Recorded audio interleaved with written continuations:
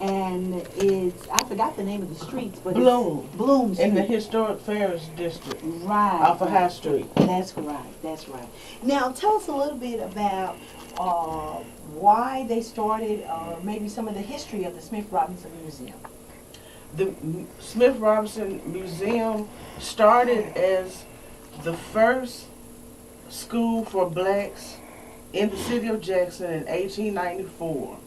And the person who started the school was Smith Robertson. He was actually from Alabama, and he moved here and became a local barber and also an alderman. He was elected during Reconstruction, and he was an alderman, and he wanted blacks to be able to become educated, so he started the school after Reconstruction in 1894. Okay, great, great. And we know that a number of people have gone through that school. As a matter of fact, as I talked to you, I had an auntie who is, she's 80-something years old now, and she attended that school. And she came recently, and we took pictures with her at the school and everything, and she was telling us a little bit about the classrooms and different things like that. Now, with that being some of the history of the school and all, we know it's now a museum. It's no longer a school, but it's now a museum. Right. It stopped being a school in '71, and actually, my brother was attending school at that time, and I would drive up in the schoolyard with my mother to pick him up and watch him come outside and get in the car.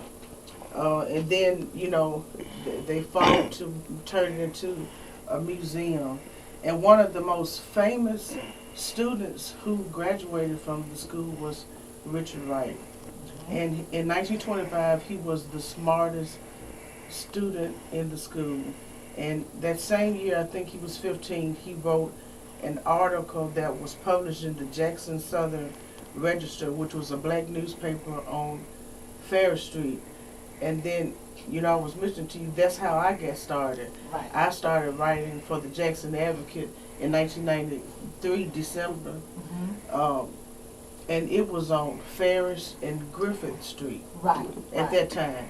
Right. Mm-hmm. And so that's wonderful because you have to start somewhere. Absolutely. And that's excellent. And Richard Wright went on to be one of the most black famous writers, because he didn't stop there. That's where he started, but he didn't stop there. He continued on. Right. With several publications. Yeah. And that's good. That's good.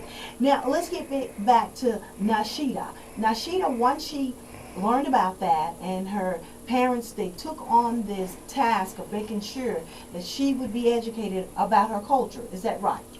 Right. And actually her name is a Islamic name, which means student. And her parents tell her that she is going to learn something every day. So she's a studious child. She's reading, but she's also learning by going to field trips. And this is the first trip that they planned for her. Okay, great. So they're gonna take her on field trips every weekend or so. Yes, every Saturday. To a different place. Okay, wonderful, wonderful. Now tell us a little bit about something else that you've put in the book. Well, I wanted to read the introduction. Mm-hmm. Hello, beautiful girls, handsome boys, and all readers and learners. My name is Nashida. I live in Jackson, Mississippi. I am in the 2nd grade. My name means students. Grandma Nana named me. Mom and Dad said I would learn something new every day for the rest of my life. That is excellent. That is excellent. So that is good. That I mean, more people, you know, need to take that stand with their children, and I think this is wonderful that they're taking her through this. Now, how did you get to where you're writing a book about Nashida, or is Nashida writing this book? That's what I couldn't figure out. Okay. Well, this actually, her observations come from real observations. For instance, I did an article for the Jackson Advocate a couple of years ago about Pamela Jr., who was one of the people that the book is dedicated to, she and Smith Robertson. And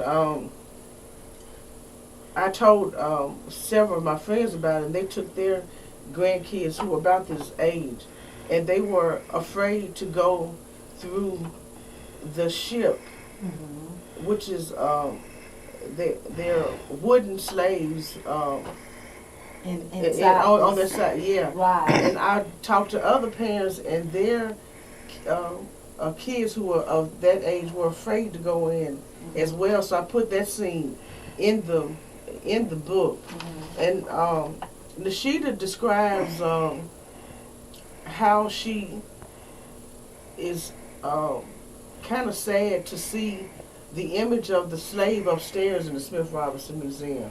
She said that she looks like me. And she also said that she was skinny. And she described the chains that were on the slaves' necks upstairs.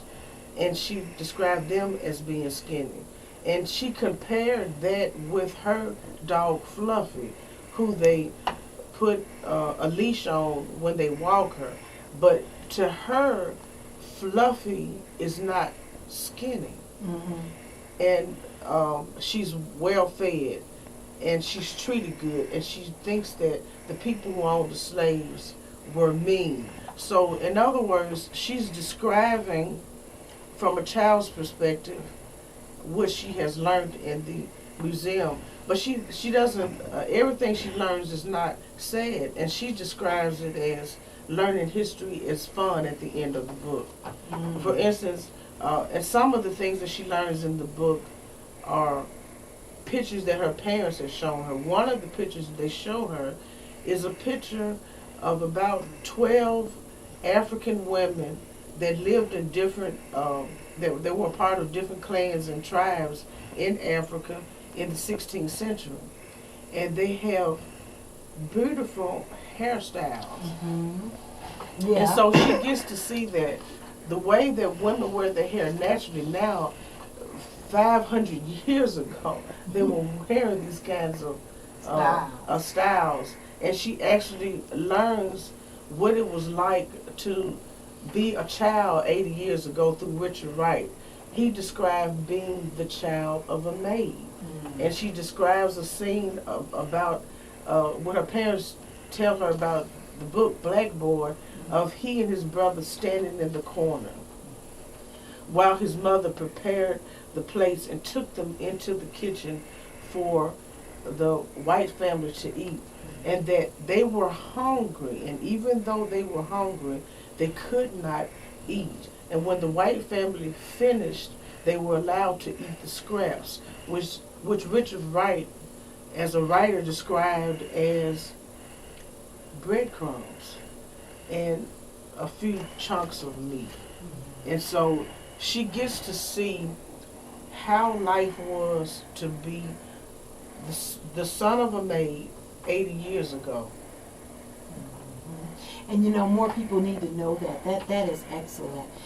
You know, sometimes we know about a publication of a book, but maybe we've never read it or never went into it. So this is wonderful that, you know, this young lady gets to learn this at the age of 7, and some of maybe her classmates or whatever, and then now, you know, you're writing about it or telling about it from her perspective and all. So actually you're